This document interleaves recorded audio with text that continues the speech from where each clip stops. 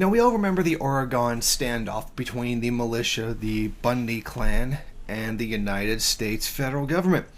And as you recall, those men were arrested and one of them was killed. Those who survived were placed on trial. That trial is now over, and they have been found not guilty by a jury of their peers. That's right, the Ammon Bundy and his 6 co-defendants on Thursday, the charges related to the occupation of the Malheur National Wildlife Refuge have ended in a not guilty verdict.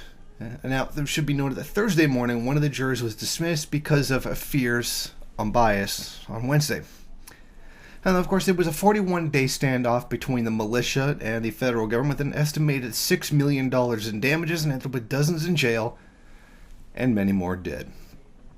Now, the Bundy brothers, along with Banta and Fry, were also found not guilty of carrying a gun in a federal facility, which is really odd because there's literally pictures and video of them doing it.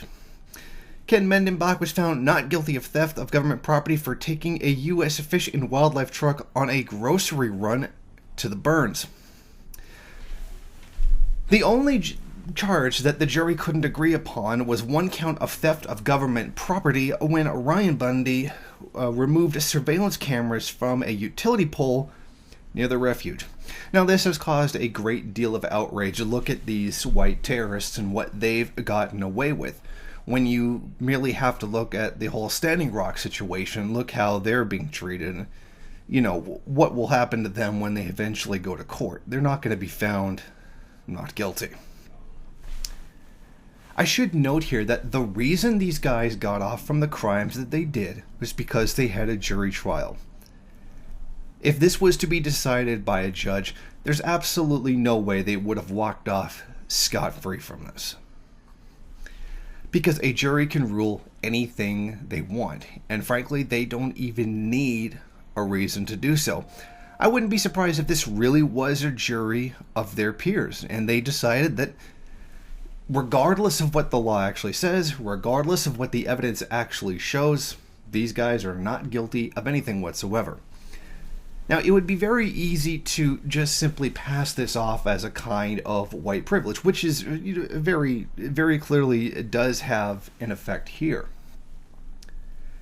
But this is not something that necessarily the system did, because this was a jury trial. The jury carried this out. So it's not as simply as simple saying, oh, they got off because they're white. Because the jurors were also white, and they believed in what they were doing. And that's because we wouldn't get this the other way around, especially with something like Standing Rock. You wouldn't go and get a whole native community to stand in as the jury during that time, which would be really nice, but you know that we wouldn't get it.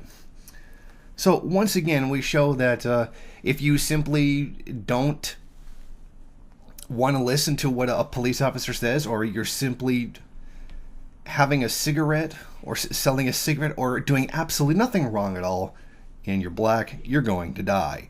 But if you're white, point guns at the federal government officers, steal government land, and there were actually more crimes here that I'm surprised they were not, but like going through government computers and getting people's information, like their social security numbers and stuff like that, which is a federal crime, which it doesn't appear that they were even charged with, which is another major disappointment. You're going to be okay as long as you get a jury of your peers to just simply rule you not guilty, no matter how blatantly guilty you are. Thank you for watching. If you like this program, then please head over to my Patreon page and set up a monthly donation. It's your donations that keep this program running. Also, if you would like, please rate, comment, subscribe, and share in various social media.